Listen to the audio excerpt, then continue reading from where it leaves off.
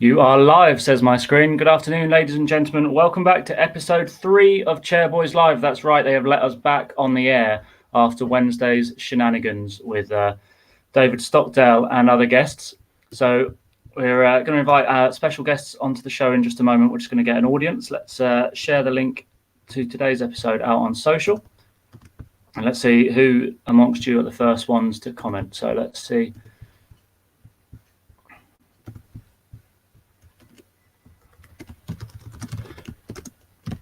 I hope you're all having a wonderful Friday afternoon. I would say I hope you've all got good plans for the weekend, but who knows exactly what is weekend these days.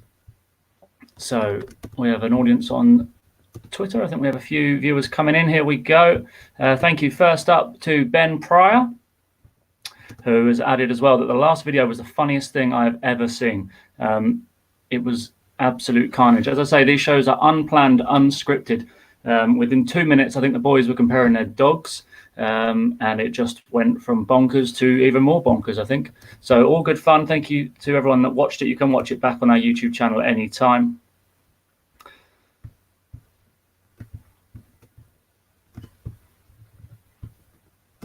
And let's have a look at a few more viewers. Liam O'Rourke is looking forward to more chaos. Mary Corrigan says hi, and also a big hello to Lee Carlton.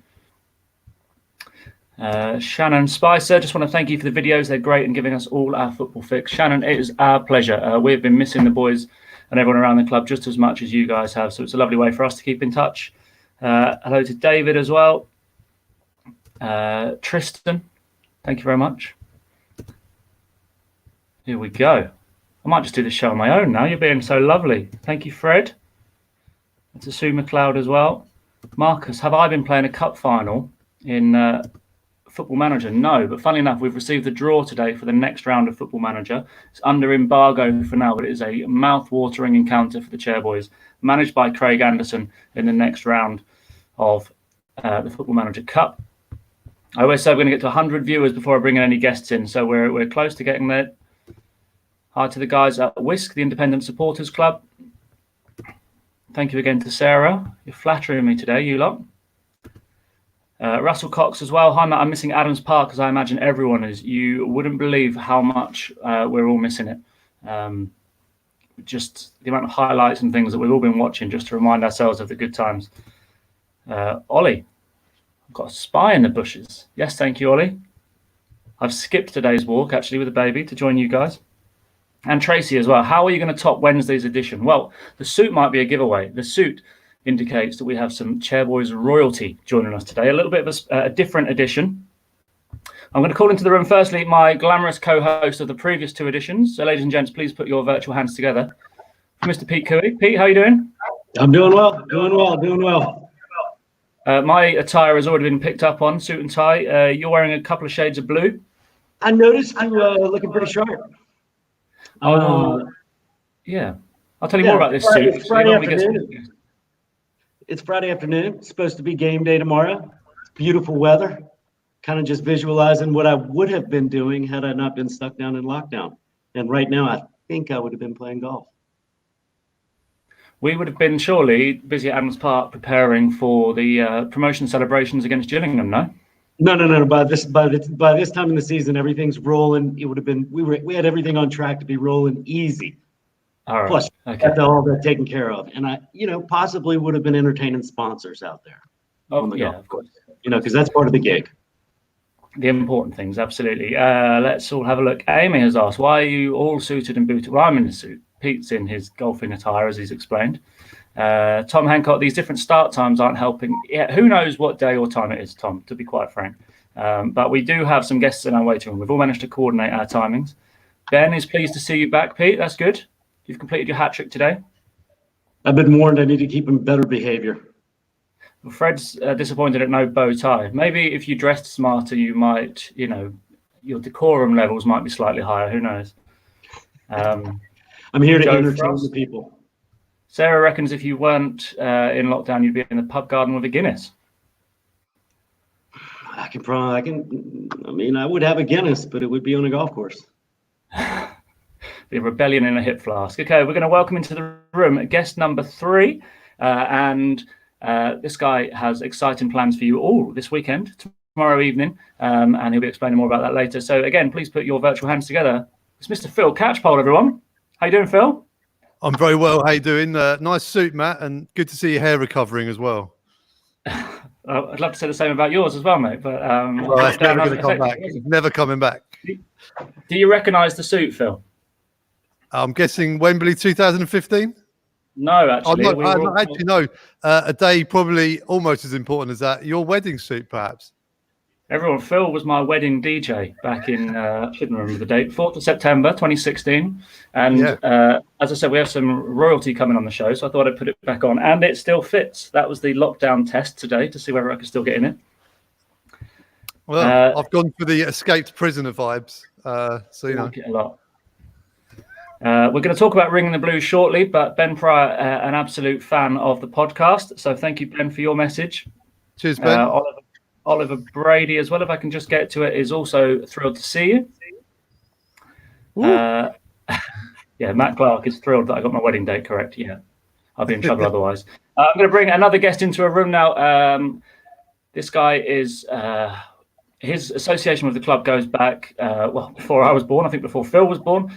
But this guy knows so much about Wycombe Wanderers. He played so many different roles, and he's going to be great entertainment. So, AP, welcome to your Chairboys Live debut. How you doing? Very well. Forgive me if I sound a little bit nervous, but after 25 years working for Sky, this is probably the biggest audience I've ever had. I'd like to say that thanks very much to Phil for matching my sartorial elegance, and thanks very much to Pete for obviously using the lockdown time to trim his beard. Cheers, Phil. Cheers, Alan. See you later. AP, how you doing? Bored out of your mind? I'm fine. Well, strangely enough, a day before lockdown kicked in, I moved home. So actually, I've probably been busier than I would normally have been, painting fences, doing the garden. I had to be explained to me what a garden looked like, unpacking boxes, putting old memorabilia back in the attic and things like that. So I've had no time to think how much I'm missing Wycombe Wanderers. Well, that's good, because who knows when this exodus from football might be back. I'm going to welcome another gentleman into the room who I can guarantee has been spending time in his garden throughout all of this.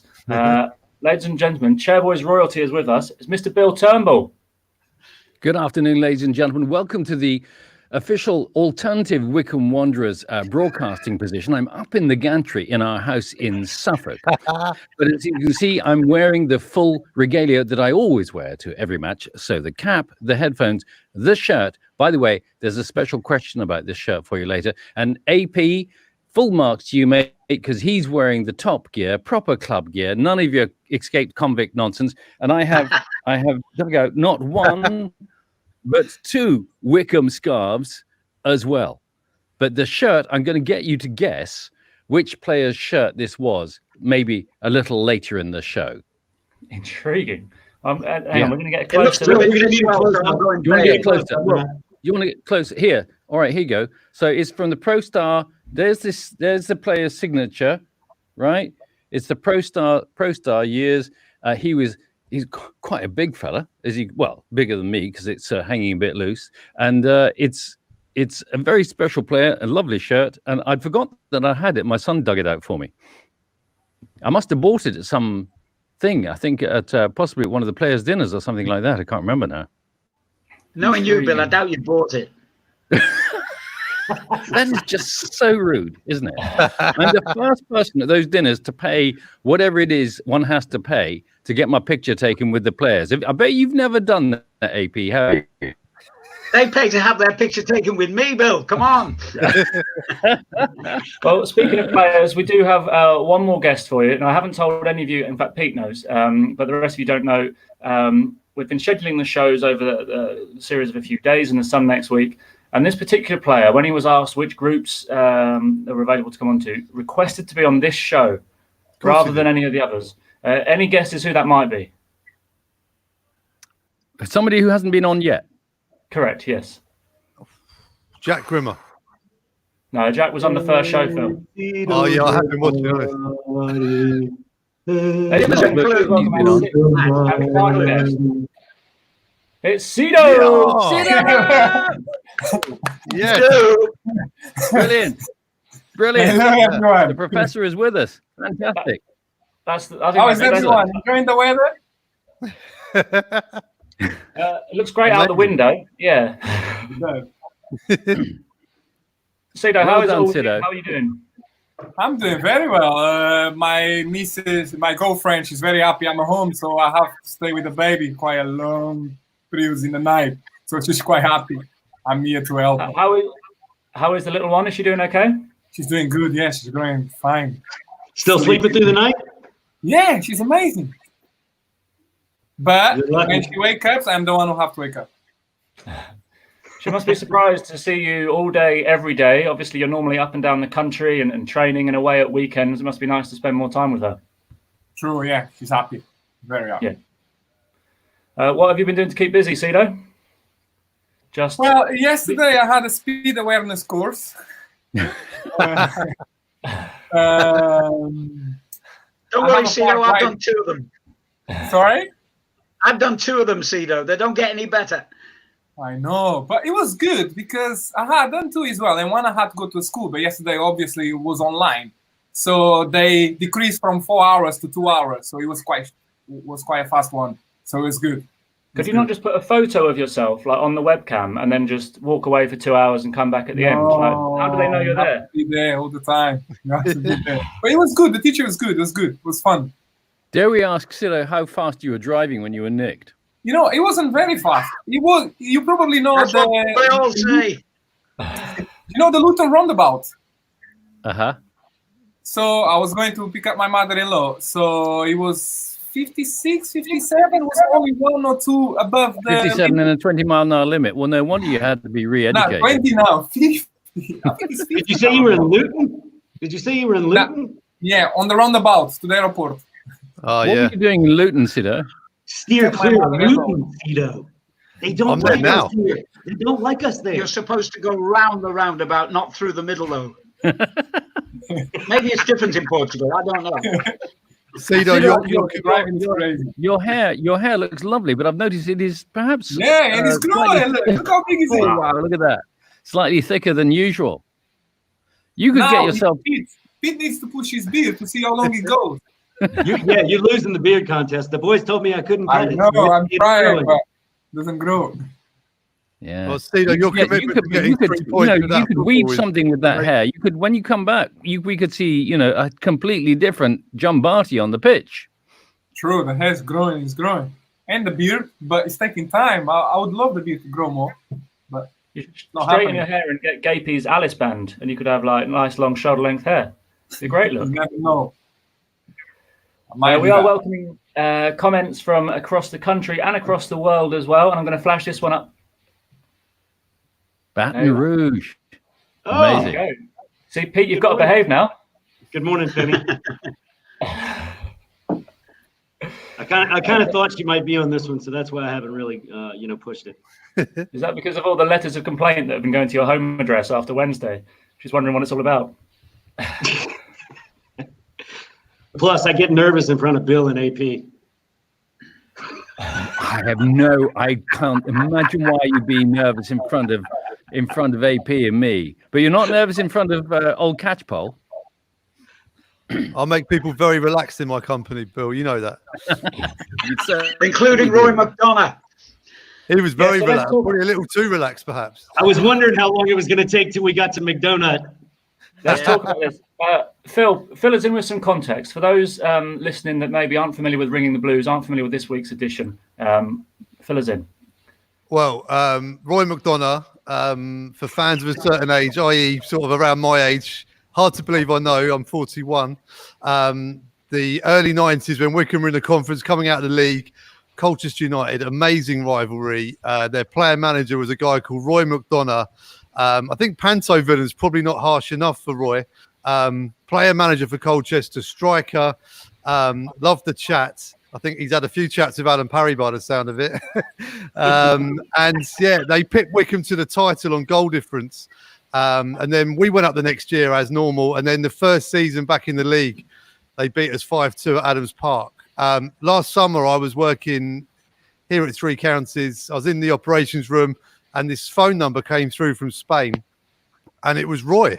And he was trying to get through to BBC Essex. For some reason, there'd been a mistake in the switchboard, and he spoke to me. And I recognised him straight away and said, "Oh, is that Roy McDonough?" And then we just had a massive chat about football. And then this was before I'd even started the podcast. So I thought one day it'd probably be good to get him on. Yeah, he didn't disappoint, did he? He still got that little bit of needle with Martin O'Neill. And, you know, I think football's moved on quite a bit since those days, but I don't think Roy's moved very far. AP, what's your version of events when it comes to Roy He's a good McDonough? buddy of yours, isn't he, Alan? Mentioning Martin O'Neill and Roy McDonough in the same sentence is like comparing Elvis Presley to the bloke who ruins the karaoke down the pub every Friday night. Suffice to say that his autobiography was entitled Red Card Roy. This is a man who glories in having been sent off 22 times in his playing career, not about his skills or his qualities or the trophies he's ever won, but about the acts of thuggery he conducted on the field, including many times against Wycombe, by the way. Yeah, you're right. He can be, well, he's a difficult man to ignore, Roy, but it's well worth the effort, believe me. How dare he compare to the great Martin O'Neill? Martin O'Neill, who left Wycombe, went on to manage Norwich, Leicester, Aston Villa, Celtic, where he won trophies galore, Sunderland, the Republic of Ireland. I looked up Roy McDonough's career when he finished managing Colchester United, and he reached the dizzy heights of Chelmsford City and Weybridge Swifts before finding his true niche as a used car salesman. So I'll let other people compare exactly how his managerial career, which he says was superior to that of Martin O'Neill's, really compares with the great man. I haven't got an awful lot of time for Mr. McDonough, and having heard Phil's interview the other day, my mood towards him hasn't changed one bit. Get off the come fence, on, Alan. AP. Stop, Say what you hold really back. think. Come on, tell us what you really think. Come on. It's good to know this guy doesn't get under your nerves. I love how we make this up. This is unplanned and unscripted, but AP's been planning that for about 5 days, I think. I think you've got that. Yeah. For years. 25 years, I I think. do have a question. You know, he seems to have a very similar approach to referees that you do. I figured you could find some common ground. Yeah. Well, as the only commentator who's ever been fined twice by the Football Association for comments made to referees, I find it hard to defend myself on that count. Cheers, Pete. Thanks for mentioning that. Bill, who do you think in recent years, some of the clubs that we've come up against and some of the players that we've come up against, do there any stand out for you as ones that just really get under your skin? Yeah. Okay. You'll have to remind me the name. Morecambe, striker, ball, Kevin Ellison. Oh, yeah. bastard. Hey? Yeah. Kevin Ellison. Yeah. Ellison. Oh, Sido, man. you have I history knew with every Ellison. time I watched him play, he was going to score against us and be really irritating. He was not Sido's shaking his head, so he'll know. He can enlighten us a little bit. But there was particularly one season, the season when we just avoided relegation. I think we were playing them right at the end of the season, and it was a bank holiday weekend, actually.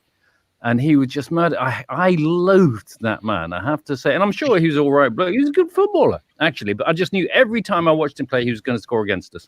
Kevin Ellison, there you are. Thanks, Nathan. Yeah, no, we've been reminded by a couple of others. Derek Adams, the Plymouth manager, has been put forward. Danny Hilton, our good friend. Danny Hilton. Oh.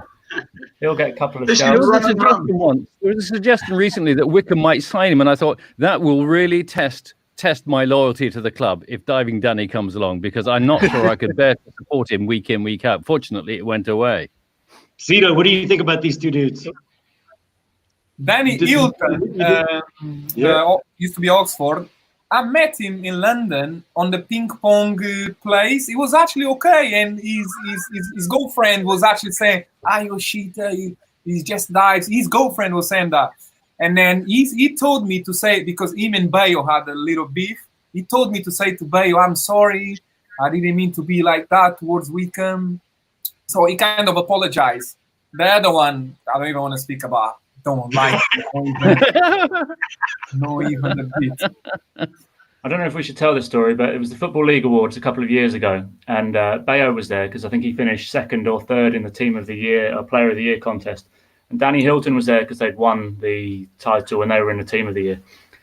And Danny Hilton sent his wife over to our table to speak to Bayo and say, "Can I just check you guys are okay? Like, you're not going to come after Danny?" And Bayo was like, no, we're cool. Like, what goes on the pitch stays on the pitch. It's fine. But yeah, Danny needed a minder just to make sure that we're all good.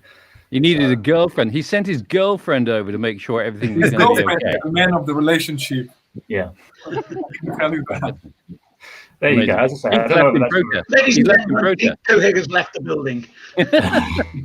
Just got a There fact must be someone else. Though Phil must have an idea. Phil, have you got an all-time villain? all-time villain. Yeah. Oh wow. Against Wickham. Wow. I mean, for me, it is Roy McDonough because I remember that when they beat Wickham 5-2 at Adams Park, and that was on my birthday. I think Matt's got the program in the office. I think my name's in the program from that day. And so, yeah, to lose 5-2 on your birthday, and he was so instrumental. And he was, you know, as a player back then, you could probably get away with it a bit more. He kind of did a lot with the Wickham fans during and after that game as well. I think AP tried to get him arrested after the game. So I think it has to be McDonough for me. I remember years ago, it was Tommy Mooney. Every time we played against him at Oxford, he was the wind-up merchant. He was gobby. He was gesturing to the crowd. And I remember going on CFAX one day and seeing Wickham Wanderers are close to the signing of Tommy Mooney. And I was mortified. And I think it took probably one pre-season friendly or the first game of that season, and he was a Wickham hero. And I suppose that goes for a load of players that, you know, you hate to play against them, but you love to have them on your team. Absolutely. That's one of my favorite sayings. Yeah. Tommy Doherty, for instance. Yes. You know, who was a beautiful player, lovely player, but blimey, you wouldn't want him on the other side from you, would you? You wouldn't want to interview him either. Probably the worst interview subject I've ever come across. I never had the pleasure, but I've seen interviews. You know, the questions were longer than the answers. Yeah, you yeah. couldn't make out what he was saying. Yeah. Great guy, great footballer. Are we any closer to deciphering this shirt then that Bill's wearing? All right, have another look. Hang on, have another look, because the name is obviously on the back. We need some suggestions from people. Whoops, Yeah. sorry. There you go. I'm putting it all out there. There you I'm are. going to pick an era. I think that's after FA Cup run. So I think we're looking at 02-03 potentially. Yeah, yeah. Yeah. I mean, the sponsor is Nationwide on the sleeves, and Integrity Software. Look, it's still getting their money's worth after all these years. Bill Turnbull, a man of integrity. Tom reckons the 01-02 season. Liam is guessing Darren Curry. There's another guess for Darren Curry. Tracy Wyatt has gone for Andy Rammell. Okay, let's get 10. We'll get 10 entries, and then I'll reveal. Okay. So we've had 3. Nick reckons Sean Devine. That's 4. There's another for Darren Curry and another for Andy Rammell. When you say reveal, Bill, you're going to keep the shirt on, though, right? Keeping the shirt on, mate. Don't worry. Stefan Okay, Oakes, great player. Loved him. I got a guess. Yeah? Vinicum. Finicum. Okay, I'll give you another clue. Well, if I give you a clue, it'll give it all away. Are we ready to go? It was a number 7. 7. Ready? Tell me now. I can't see the screen, so you have to tell me if you can see this. You All right. ready? There. You got it? Down down a a little bit. Down a bit. Down a bit. Darren Curry. Oh, yeah. Man. Darren Curry. Darren Curry, who There is you go. a fabulous player. So we did have a few guesses. Ruby. John Fabulous Wiles got it. Marcus White got it. Yeah. Yeah, Liam. Well done. And One Tooth Archie as well. Yeah. He's one of my favorite all-time players, actually, because the way he didn't track back, he didn't have any pace, but his control of the ball was remarkable. And I remember, I can still see him now. He'd have his have the ball between his legs between his feet on the goal line, sort of wide of the goal, and he would invite the defender to come and get it. It was like a cat with a mouse. It was extraordinary. And he was a really, really lovely player to watch, I thought. We paid quite a lot of money for him too, didn't we? It was about £300,000 or something. Yeah. The only drawback, Bill, if you speak to the strikers of that era, he did have a habit, Darren, didn't he wasn't satisfied with beating the fullback once. He would go back and do it again and again and again. So the strikers would be making runs, some to the near post, some to the far post. And, they could have put a deck chair down waiting for him to actually cross the ball. But what a talented footballer he was. Yeah. And he's a Barnet now, isn't he? Darren Curry's the Barnet manager, yeah. Good lad as well. Who you come up against? Who are the sort of the toughest attackers you've played against? So I'm assuming that's you, Sido.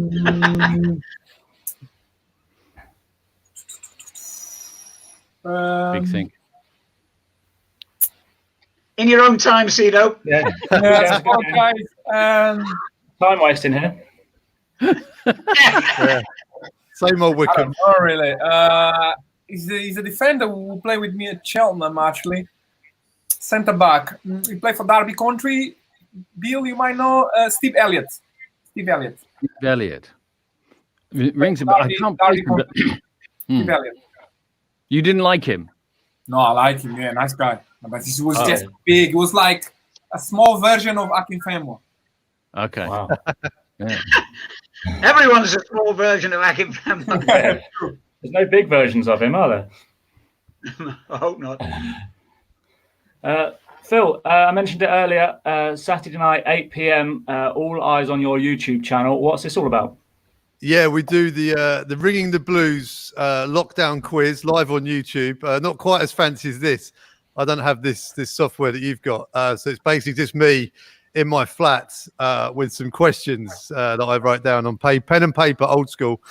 40 questions, all about Wycombe Wanderers. Some more loosely connected than others.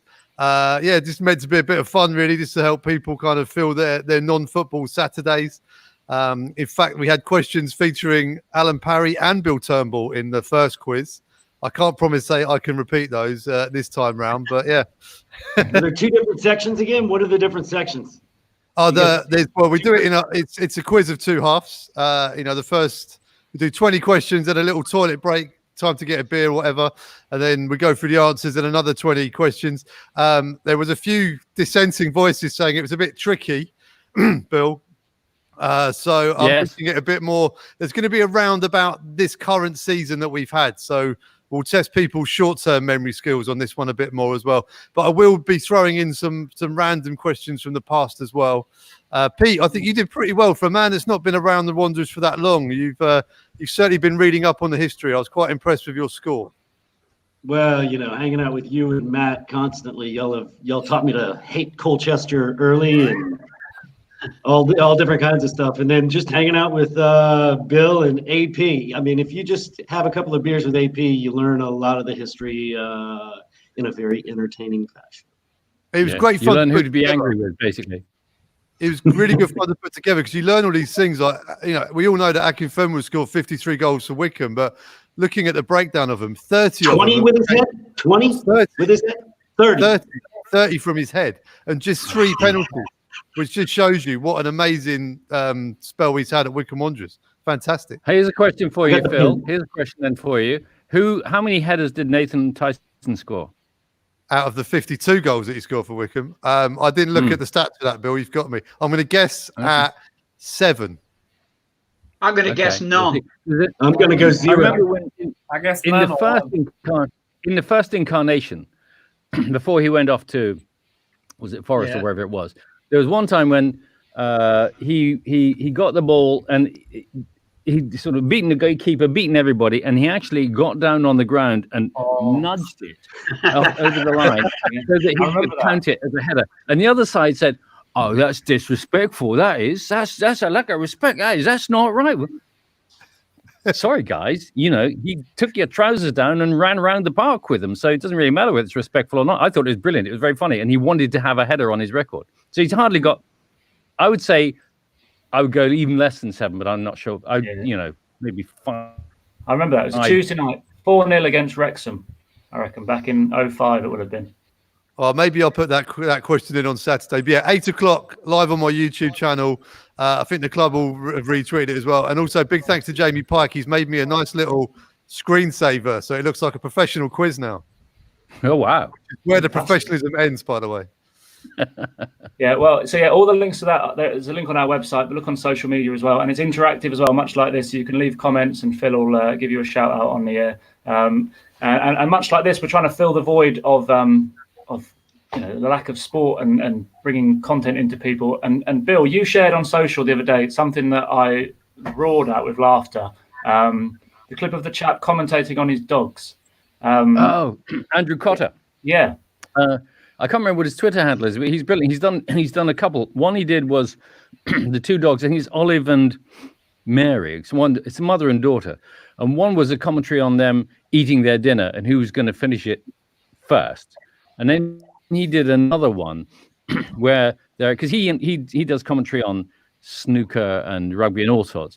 One of the dogs has got the bunny or the rubber toy in its mouth, and he says only 20 seconds to go. It looks like it's all there for the dog. The younger dog's got all the experience, and oh no, what's this? A terrible mistake! And at the last second, the other dog grabs it, and it is hilariously funny and well worth looking at. I'll have a quick look and see while you're chatting if I can find out what his handle is, because if you haven't seen it yet, it's absolutely brilliant. Yeah. AP, how's it affected you in your line of work and profession? Have you been able to do anything during lockdown? Or? You know what? I've actually started something, a project that I dreamed about years ago, but never had time to apply myself to. I'm going to do an autobiography. Amazing. And obviously Wicked Wanderers will figure very highly in it. In fact, I've already done a chapter on Pete. It's only one page. Actually, it's only one word. Crazy. But no, I've made a start. I've got a publisher interested. And seriously, I think a good half of it will be about Wycombe and my experiences going all the way back to the very first Wycombe game I ever saw in 1975. So there's quite a bit of experience to draw upon there. It's going to take a long time, that project. Obviously, it's not like writing program notes, Matt, as you will agree. Apparently, the average book is 90,000 words. So you might not be seeing me for quite a few months. You'll be delighted to hear. And does it feature a excerpt from a toilet cubicle or whatever it was at Carrow Road, Norwich, circa 1990? Yeah, I'm not sure he's allowed to talk about that these days. Isn't there a court order? People don't believe that story, but it is absolutely true that Martin O'Neill, who I'd years earlier, put forward for the Wycombe manager's job and was actually turned down by the committee at the time. I bumped into him at a Norwich-Liverpool game on the very day that Wycombe had been conducting interviews for another managerial vacancy. He said, I wish I'd known, I'd have been interested. On my way back from the game at Carrow Road, I rang the chairman at the time, Ivor Beeks, and said, Martin O'Neill's interested. He said, too late. We've already offered the job to Kenny Swain, who's a terrific player, began his career with Wycombe, went on to play for Chelsea and several others, played in the European Cup final, I think, for Aston Villa as well. Anyway, he got back to Crewe, where he was assistant manager, and changed his mind. They gave him a bit more money, a bit more power, a better title. So he rang Ivor the next morning and said, I don't want the job now. Ivor said, ring Martin O'Neill, and the rest, as they say, is history. It's a true story. Bumped into him in the loo. If only you'd bumped into Roy McDonough, history could have been completely different. Blood would have been going to be AP special project, Roy McDonough the movie. Yeah. Now, that Twitter handle, by the way, for Andrew Cotter. Yeah. The Twitter handle for Andrew Cotter is Mr. Andrew Cotter. So at Mr. Andrew Cotter, and well worth checking out if you haven't seen it yet. We'll have a look. How's work been for you, Bill, during all of lockdown? Well, it's pretty much as normal, funnily enough, because I'm speaking to you from the Bill Turnbull broadcast studio. Here you are, you see, up at the top of the house. And I've got an ISDN circuit, and I've got a window, and it's I talk down the line, and they play the music, and I'm just doing my normal working week, doing some podcast work as well. But to be honest, I've been pretty busy. Fantastic. By the way, guys, if you want to mention on the program over the weekend, and I'm sure you all do, especially Sido, then text me between 10 and 1 tomorrow, 61812, the number of the text, 61812. You can remember that, 61812, yeah? Battle of Borodino, Tchaikovsky, 1812 Overture. Sido's writing it down. Or drop me a line at classicfm.com, and there's a chance that you might get a mention. Obviously, there are thousands and thousands of people who write into the program while we're on air, but I'll do my best to make sure that your messages get to the top of the pile. Fantastic. So everyone's the Beach busy. Boys would be included, Bill. Say what, Pete? A Beach Boys hit, would that make it? Oh, Beach Boys. Sadly not. It has to be classical. No one's yet done a classical version. That was of the Beach Boys classical. that I'm Finest album ever. aware. Milos Karaduglic has done his version of Beatles tunes, and we have played that. But otherwise, no, Beach Boys you won't get. Queen, no, the Queen Rhapsody there was, the Queen Symphony there was once as well. So everyone's busy working. Sido, are you been practicing free kicks at home? Well, it's not goals here, but I've been doing other stuff. I've been going to the grass and play with my wife and with my daughter. Lovely. That's the only thing. But no free kicks for now. No, It's a well, big Jason by the McCallum. way, JJ and Jason. Yeah, Jason need to got a video the other day. I don't know if you saw it, of Jason playing with his kids' toys, and he scored a free kick into the top corner. So there's competition, isn't there now? Especially with JJ taking all the penalties and the free kicks around the box. That's what I'm saying. I need to wait now. I'm third in the line. You would have loved Darren Curry. He was our free kick specialist, but he had like your style, I think, the floated to the top corner. And- He never put too much power on it, but there you go, Darren Curry. You asked me how I'm doing, yeah? Like I said, almost nothing, just gym and stay with my daughter. But I had to mention something. In our group chat, we're having quite a lot of good moments. So the gaffers come with quite good ideas, which he didn't share with us, but he shared with the generals, which is Bloomfield, Bayo, and you know the ones. And the Bloomfield are putting videos about each player, the best moments, so we can keep our heads high, make sure no one's go sad at this moment. So the gaffer makes sure he speaks with us as well to see if everything goes wrong. Motivational speeches as well. I have been through a few. I haven't read all of them, but it's basically they're trying to keep the heads high at this moment because you're 24/7 inside your home and you don't know the issues you might have. And the club also is dealing very, very well with us. So I've never been a club which I think you will deal with the situation at the moment exactly as Wycombe Wanderers dealing with us. So the boys are, everyone is happy. The spirits are high. I can feel it. because sometimes you can feel on the group chats when people when they speak and they are not as happy. But when they are bubbling, especially if you got stock on the group chat, that's it. Everyone's happy. I don't know if you saw the video the other day, Sido, but is he crazy? I mean, is he he's crazy? He's the craziest player to play with, but he's the best-hearted person. Because the other keepers, like Rocky and Cam, are quite quiet. I feel, they keep themselves. Cam is a bit similar to Stockholm. Okay. You haven't seen it, but he's a bit similar. See, I was trying to tell Matt that, Sido. I thought all the keepers on one just going at each other because I've seen it happen. No, Maybe a little bit quiet about it, but you get those, you and get six keepers together. Rocco, don't mess with Rocco. Okay. We've had Baz. I mean, Baz was kind of the instigator of crazy. We had Eve Makalambe, who was a pretty extrovert character as well. So Eve's a strange one, depends. But all the keepers I played, something's missing. But yeah, like I said, the boys looked ready to go. Everyone looked ready to go. yeah, good stuff. And I bet you had some good holidays planned this summer, Sido. You're a well-travelled individual. What were your plans for the summer before all of this? So my plans, I was indecisive between 3 countries. One is field favored, Mexico. Excellent. I'll get a van and travel all around. I might would touch Belize and Mexico with a van. Then I would go Sri Lanka or India. So that's the 3 countries I had planned. Wow. But how about you, Bill, AP? Any summer plans before all of this? Well, I didn't have any because we were going to have a wedding here. My daughter was going to get married here on May the 30th. Ooh. And I was, after paying for all that, I was just completely broke. So we didn't have any plans. Now the wedding's off as well. So we're just sort of sitting here. Actually, I feel sort of quite wise because I haven't had, any plane tickets cancelled or anything like that. Just sitting here waiting for things to clear.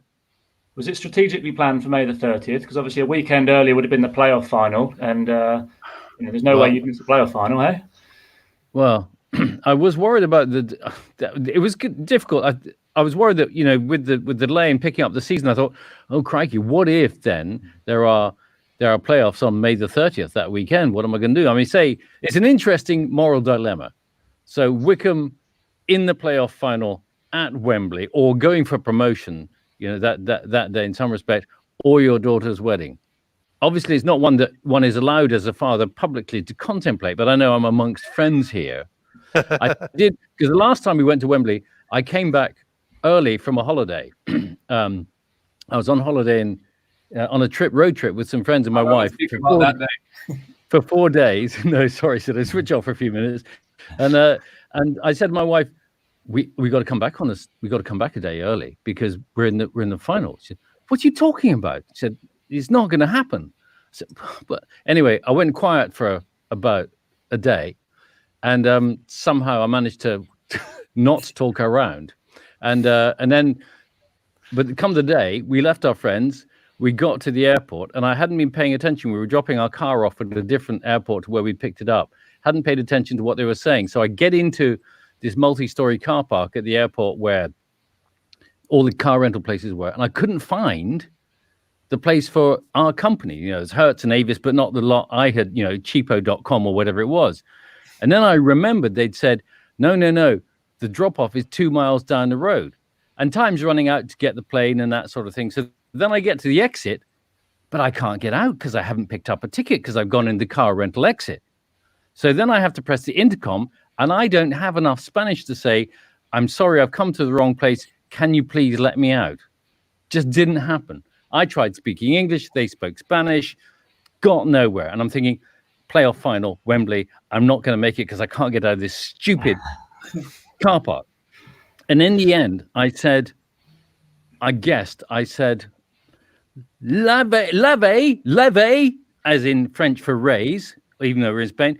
Leve el barrio, which means raise the neighborhood, wash the village. Anyway, they just thought this guy's a nutter. So fortunately, they raised the barrier. Off we shot. Got back to the terminal. Flight was delayed by an hour anyway. Oh wow! But then we got to Wembley, and the rest we're not going to talk about. No. I think in that situation, I mean, live streaming is so technologically advanced these days. You probably could live stream the wedding at the football match. So That's the right way round. That is the right way round. Yeah. I was married on a Sunday, you see. I was common sense during the season. Yeah. Very clever. Very clever. Yes, absolutely. Anyway. Hey, AP, you'd have been down in the Costa del Sol, wouldn't you? Well, I probably would have been doing some commentary on the European Championship finals. Yeah. Obviously, that fell apart. Well, my number one choice for holidays, sparing Pete Couhig's blushes, is always the United States. I just love it. I'm not one of those to be lying around on a beach for hours on end, days on end. So I like the big cities. I love San Diego, for instance, Boston, New York, Washington, D.C., all those places. I'm big into America. I love all things. Well, nearly all things. I'm not sure about the president at the moment, but I think we'd all have a bit of a misgiving about him. But yeah, we probably would have ended up in the States somewhere. Still waiting for the invite from Pete. Yeah, hold on. I'm still in shock. You're shining off President Trump a little bit there, AP. You've been one of his staunchest supporters I've run into over here. You're telling porkies again, Couhig. Yeah, let's not get into politics. Thank you to Sarah. Let me tell you this. I cannot wait to do New Orleans with Alan Parry. That is going to be a lifetime highlight. But like I've told the boys, what's difficult about this is we don't want to go to New Orleans during the summer. It's too hot. April, October is when our trip needs to be, which makes it a little bit tough. I wish we could have done it right now. Okay, I'll put that down as an invite. If you're invited, you too, Bill. I don't know about Phil. Thank you. One of the things I was going to ask you guys, as we have such broadcasting legends with us today, are some of your broadcasting highlights from your careers so far. Andy Leonard has asked the question to you, AP. Have you ever recovered from that game at Selhurst Park? I mean, that's got to be up there. I know you've commentated on Liverpool and huge games in English and European football, but commentating on your Wycombe as well, getting to the FA Cup quarter-final must have been great. Yeah, for anyone who doesn't know, it was the FA Cup quarter-final replay against Wimbledon, who were then a top team in the land, including one Gareth Ainsworth, played at Selhurst Park, where they were playing their home games in those days. It was the most amazing games. Goals, injuries, red card, last-minute equaliser, went to extra time, penalty shootout. Goalkeepers even got to take penalties. And in the end, Martin Taylor, the Wycombe goalkeeper then, was our hero. It's one of the most memorable commentaries I've ever done, and without doubt, one of the most embarrassing. Neutrality went completely out of the window. Completely lost it, jumping up and down on the gantry when the winning penalty was scored or the winning penalty was saved. And afterwards, there were two FA Cup quarter-final replays that night. I don't know if anyone remembers this, excuse me, but at the same time as the Wycombe game at Wimbledon, Tranmere Rovers were playing Southampton. Tranmere Rovers were 3-0 down at half-time and made the most amazing comeback to win the game by 4-3. Laurie Sanchez, the Wycombe manager at the time, did his press conference after the Wycombe game and said, if anyone at Sky knew anything about football, they'd have been here showing this game live tonight, not that bloody Tranmere game. So one of the press guys said, excuse me, Mr. Sanchez, do you know what happened in the Tranmere game? No, and I don't care what happened. He said, well, it was probably the most amazing FA Cup comeback of all time. 3-0 down against a superior team, won it 4-3. I don't care. The next morning, I got a call from Vic Wakeling, who was the head of sports at Sky. And he said, tell your manager he better apologise publicly or we'll never show Wycombe live again and probably not even mention them again. That was Laurie for you. So I had to contact Ivor Beeks, the chairman, and said, you're going to have to tell Laurie to go on that phone and apologise, which he did reluctantly, I might add. So, yeah, that was a memorable commentary. We could do a whole episode on Laurie Sanchez, I think. My opinion about those FA Cup games, and I know you and Bill are also such big advocates for good refereeing. We got the right side of pretty much every big decision across those two games. Do you remember there were some offside shouts in the first game? Oh gosh, yeah, yeah. Was it Brownie scored? I can't remember. There were two phases to the offside decision, weren't there? Yeah, Brownie and Simo, I think it was, involved in the first game. And looking back, I just remember thinking, I know we had a red card. I think it was Simpson got sent off in the replay, but actually there were so many marginal offside shouts in those two games that went our way, and that probably made you think that this is going to be our year and we're going to make it. What about you, Bill? In your when was it you started commentating at Wycombe? 05, I want to say, somewhere around there. I think it was probably 04. I think Tony Adams was manager. Ian Stonebridge had just started playing. I remember that because I kept on calling him Woodbridge by accident. And that was that, and it was. I found it very difficult. Great fun, but very, very difficult. And actually, 15, 16 years later, the same applies. Great fun, but still very, very difficult. My greatest broadcast in football, I think, was probably appearing on Ringing the Blues this season with young Phil. That was a high point actually for me. But the games I remember commentating on were, funnily enough, always tended to be games that we'd lost. So there was playing Villa in the League Cup when Martin O'Neill was manager. And I don't know if any of you were there. You were probably there, Matt. Halftime, 3-1 to the Wycombe. We played them off the park. The crowd sang, "It's just like watching Brazil." And it was. It was an astonishing game. The Woodlands, which is where we used to do the commentary in those days, in case Pete hadn't noticed, was the happiest place I've ever known at a football stadium. It was incredible. People couldn't believe it. And then we managed to lose 8-3 in the end. So great first 45 minutes. And other games like that, the Macclesfield game when we were 3-0 down, Tommy Mooney, I think, was captain then. He scored one just before half-time, 3-1. We came back to 3-3 Russ Martin scored a cracking goal. Then we went 4-3. John Gorman was manager, so we didn't know how to shut up shop. 4-4, lost 5-4. But it was the most incredible football game I think I've ever seen. It was astonishing. I remember that one. I was doing the co-commentary with you, and I would have been 17 or something like this, early on in my career. No idea really what I was doing, and I was privileged to be alongside you. And I remember we scored that fourth goal when Russell Martin hit it into the top corner. And I think you asked me for my opinion or my take on it, but I had gone headphones off, running down the gantry in celebration, nowhere to be seen. Yeah. But Dave, there was a cameraman called Dave at the time. Do you remember the cameraman Dave? Yes. He completely lost it as well because he was a big Wickham fan. I'll never forget his face. It was perfect. The only difficulty was we didn't win. If the whistle had blown after 80 minutes, would have been fine, but just wasn't to happen.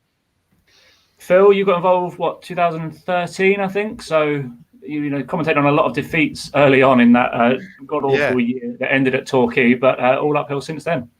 Yeah, it's kind of crazy. I kind of got into it all by accident. So, Wickham have had some monumental moments, and I've really been sort of learning on air as we went. So I remember, sorry to bring it up again, but the playoff final, the first time I'd ever commentated on a penalty shootout was Wickham Southend.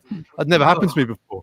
And I remember thinking as it went to penalties, I didn't realise until they were doing the toss to decide which end. I remember looking at Jeff from Three Counties saying, I've never commentated on a penalty shootout before. Like, what do we do? So it was fine. We just kind of went and did it. Torquay was just phenomenal because I was DJing the night before in London. I got home at 4 a.m. and obviously it was an early start to get down to Torquay. So I didn't go to sleep because I was scared of not waking up and missing the car down to Torquay. And so doing that whole day without any sleep, just operating on pure adrenaline, was incredible. And, we took the commentary off air second half and they put me in the stands with the headset on with the commentary of Bristol Mansfield. And just the roar, being in the middle of that roar when the final whistle went at Bristol Rovers was something I think I'll ever forget in my life, ever. And I can't really remember anything else about that day, apart from when the whistle did go and we did all the post-match. Even though I hadn't slept for about 2 days, I think I could have run back to Wickham. I was so pumped up after what had happened. There's been just so many amazing moments. Personally for me, Tottenham at White Hart Lane, I've got incredible family links to Tottenham and I'd sort of grown up watching Spurs as well when Wickham were non-league. So to commentate from White Hart Lane before they knocked it down was just amazing. And then the role that Wickham played that day was just incredible. Someone asked me saying, "Oh, what are you going to do? Because you can't lose." And I was like, "I can lose if Wickham get destroyed at Tottenham. It'll be really embarrassing. I really want Wickham to kind of put up a good fight." And wow, what a game that was! And I was absolutely gutted at the end because I really wanted it to be a replay at Adams Park. But so many amazing moments, and I've just been so lucky just to learn along the way. And great advice from AP at the start and John Marks as well, who commentates for Watford to Three Counties. I think they kind of gave me a crash course when I first sort of fell into it. And I still look at those notes and emails that I got from AP and John Marks just to kind of keep myself on the straight and narrow. And then, of course, working with the likes of Sido and Beanie when they've been injured. Always great fun to get a player alongside you. And yeah, Sido, of course. I've got to ask Sido, like, what year was it? What year was it the Portuguese invented YouTube? I can't remember. Nah, let's keep on the commentator. My best commentator so far was when the Scotty Casket and Nick had an amazing game. When Nick slides Scotty Casket and then we finished the game. That was my best commentator. Yeah. So I think you're Rob's favourite co-commentator, isn't that right, Pete? Like when Sido was on early in the season, we got emails from Rob saying, like, no offence, Sido, we'd love to see you on the pitch as well, but if we could have Sido in the commentary box every week, that would be a treat for the worldwide. That was a good game. I wonder if AP, can you send me your notes on how to commentate? Because frankly, I need some guidance. It's about time I started. You know what I'm wondering here? When is the last time You don't want advice from me, Bill. When is the last time AP did a Wickham match? I have done. Well, I mentioned obviously the one against Wimbledon, but I also did a game of Brentford once where Wickham were playing at Wrexham when they were in the Football League once, and somewhere else. It's very difficult. Not what you tend to do. I was the same with Liverpool, where I grew up and supported the Reds from a very early age. you're so aware of your own bias, you tend to lean over backwards to go the other way, and you start to get accused of being anti-Liverpool, anti-Wickham, and that did happen. That happens to me all the time, AP. Happens to me all the time. I bend over backwards for the referee in the other side, and people just don't like it. But we're talking. I've heard the commentaries, Phil. They're wonderful. Wonderful. I just wish I could commentate like that every week. Can we allow that on iFollow? What was that? Can't we allow that on iFollow? I mean, are you really? I mean, Phil, come on. I mean, are you trying to provide balanced journalism on iFollow? Come on. Well, I, in terms of balance, as helpful as all the time. That's me. To give balance to this as well, as helpful as AP was when I first started out, I think he almost nearly got me fired as well in my first season, because we played away at the Kassam, and I think Wickham lost that day, and there was after the game, I had to go down the lift at the Kassam, and there was a door with a code, a security code, to get into the tunnel to go and interview the managers, which is also where the referees room happened to be. As I came out of the lift, AP is literally like Fred Flintstone on this door, trying to break this door down, trying to get through to see the referee. And he looks at me and he goes, "Phil, have you got the code for this door?" And I did. And I was like, I'm not sure if I should let him through. I'm sort of didn't want to say no, but at the same time, I'm thinking, if I let Alan Parry through this door, I may never work in football ever again. And the referee might not get out alive. I think AP did get through eventually, and I'm not sure what happened after that. But I still got a job, so thank you. You've got to wait for the book to find the postscript to that story, Phil. Sido, what have been your best memories on the pitch? And you're one of the longest serving players now, 6 years or so. I have to say Tottenham. I don't know how can we didn't win that game. We had that game so under control. The way the gaffer put that game up to plan, we didn't defend. We went for it. Of course, Tottenham then with the possession made us defend the some periods of the game, but we were playing like we were playing a League Two game. I don't know how can we didn't win that game. I still don't know. I speak that too many times with my friends. I say if I am the defender there, I'll take the red card. It's 1 minute left. The one we were by then we were winning 3-2. Take the red card. The max they can go. We go extra time. Well, a little bit of more fun. Or no, extra time. No, the game time. We come on. We'll take that. We just don't know how can we lost that game. And it was a deflection or two deflections, something like that. Yeah. The last goal was definitely. It was two deflections. Yeah, that was my best game for Wickham.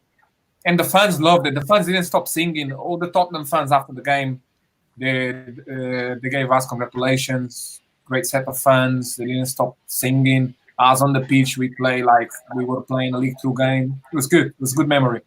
I thought I was in danger of keeling over watching that game because I was up in the stand with the Wickham fans, and I checked my pulse at half time and it was 111, and I wasn't doing anything except cheering. I thought I'm just too excited. I cannot take this excitement. And people were saying to me after, "Oh, it's great, Bill. We're going to win." Oh, we've got another 45 minutes. I don't know. I almost didn't want to watch it. I remember because the media bit was right behind the dugouts. It was a crazy experience. Like you'll know at AP at White Hart Lane, and the press benches are right behind the dugout. Phil was sat just behind me, so we were really up close to it all. And when we scored the second, and we're kind of trembling with excitement, and we turn and we can see Pochettino almost arm's length away, turning to Dele Alli and I think it was Jansen as well, basically saying, "You need to go and warm up." And that's when I started to realise, like, we may be 2-0 up here, but Spurs have got some pretty big strength in their locker. So I remember at half-time I was trembling with excitement just because of what was going on. I thought I need to calm myself down. So I went off to the gents. And who was the BBC reporter that day, Phil? John Rhodes? John Ledyard. John Ledyard it was. Yeah. And I'm there just having a moment to myself in the gents, and he comes up, slaps me on the back and says, "You've done it, old chap. This will be remarkable. Won't this be the greatest day in your club's history? What's the furthest you've ever got in the FA Cup before?" And I'm trying to calm myself down, and he's hyping it up.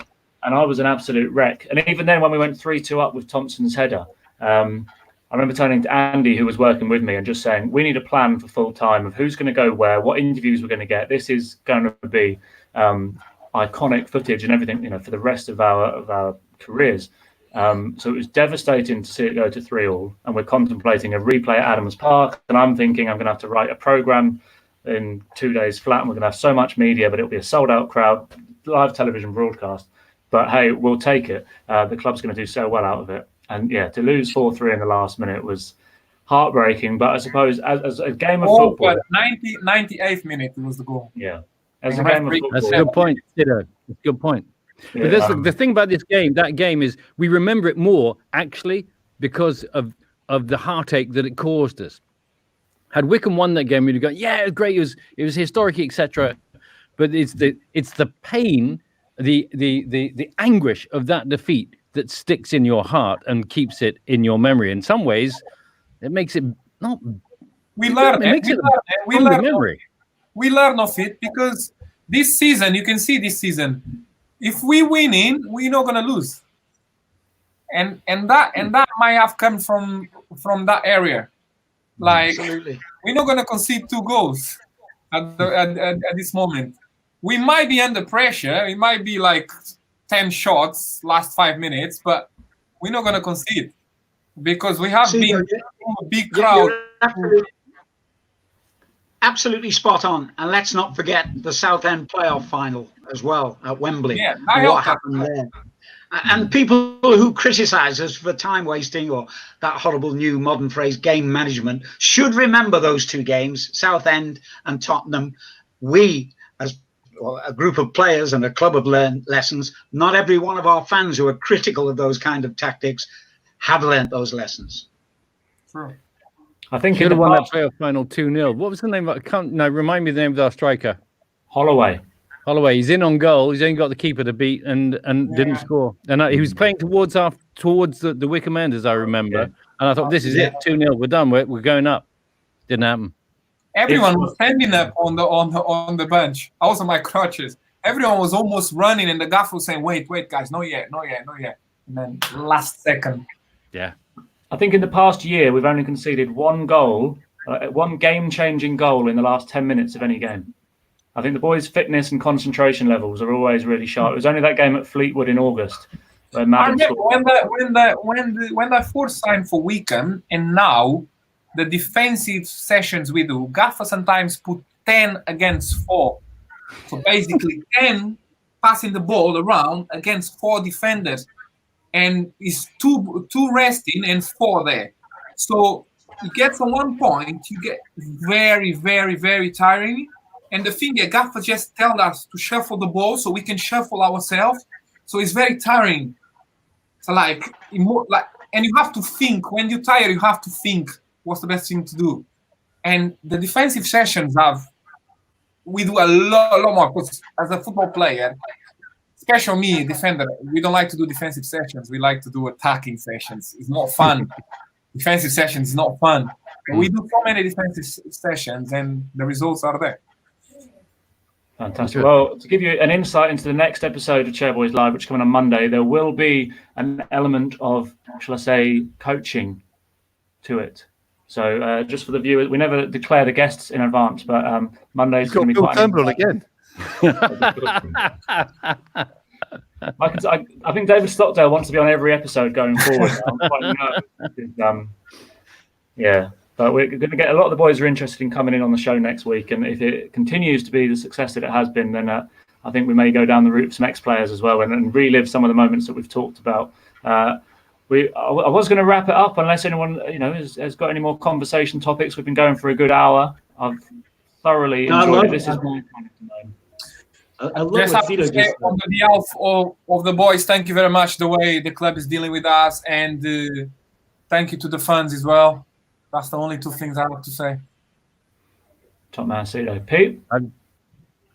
I love what Sido just said, and it kind of hits a little bit upon what AP was kind of talking about as well. One of the things that I really love about our team this year is how good we are at defense, and it's because of how much the boys focus on it and how much they train on it. And AP and I have had this conversation about there are 2 sides to football. One is the offensive side, one is the defensive side. And the reason we are where we are in the league right now is because we are one of the best defensive teams in the league. and what Sido is saying, that training that they do, 10-on-4, that pays off. And so, there's a saying in American football and y'all don't really have this, but I guarantee it's true. And it's defense wins championships. And if you look at what AP and I, we both love Liverpool. AP's a true Scouser. I'm actually, a plastic Scouser from the U.S. But one of the reasons that they are running away with the league is defense. It's sure they're unbelievable at offense, but they've won the tight games just like we do. And I think between what we're doing in League One and what most clubs that win leagues prove, it is defense is absolutely just as important as the offensive side, if not more so. Because if you don't ever give up a goal, you're never going to lose a game. Need a base. Let's hope we get a chance to see everything come together again soon on the pitch. Who knows when that will be. Bill, AP, Phil, any closing remarks? Well, I'd just say, and we all miss football, and you end up running through the permutations of how to end the season. So should it be, declared null and void? Should it be points per game? Should it be this, that, that? My dearest wish is just to play the bloody games. Just play the games as much as we can. And to be honest, I don't mind what happens. I just want to see football played, and I want us to get to the end of the season in some respect, win, lose, or draw. But for heaven's sake, let's just get back on the pitch in any way that we can. And if that means, having to watch it on iFollow with an empty stadium and just me commentating from my armchair, berating the referees, I'm absolutely up for that, and I'll do it for the usual fee. Not a problem. But that's what I would like. Custard cream, then. If I'm lucky. Yeah. Well, just following on what Bill has said, if we can't finish the season in the normal way, how about this for an idea? That every team we have played so far gets 3 points deducted if their fans accuse us of being anti-football, long ball merchants, cheats, time wasters. Akinfenwa was nothing but a big fat lump who can't play football. We'd be champions. Run away. Bring it on. I think I spoke to Rob last weekend. We ran it on the news here at Three Counties, and obviously lots of chairmen and stuff are coming out and saying what they think. I think what Rob said last weekend was excellent because his experience of living in New Orleans through Katrina and having a real shutdown. Yes, we all love football. Yes, we all want to see it come back, but we want to come back to a club that's sustainable, that's able to function and play, and everyone be healthy and fit and able to take part. And I think for Rob to come out and say that he would rather draw a line under this season in the position that Wycombe are in now, it's the sort of thing a chairman would say if they were sort of in the bottom three or going to get relegated. I think it kind of showed a lot of class, actually, that, and it kind of showed a lot of perspective about life in general. And I thought, AP's been going to Wycombe since the 70s. I saw Wycombe in the Isthmian League. To see them where they are now in League One, I would absolutely love to see Wycombe get promoted this season to the Championship. But I don't know how on earth they're going to fit all these games in. I just want to be able to come back whenever it is, and Adams Park be full. Loads of people can see each other again. Get behind the boys. If that's in League One, if that's in the Championship, if that's the start of next season, the sooner the better, really. But I think health has to take precedent, really. But behind closed doors, great for me because no one will be there and they'll all be listening in instead. But actually, crowds, fans is what make football. And it would be so weird for them not to be there. So whatever happens, everyone's not going to be happy. Some people may be happier than others. But if Wycombe were to get promoted on points per game, I think it might be the most Wycombe thing ever. And I think Plymouth fans will probably explode if it happens. It's always worth it just for that. Absolutely.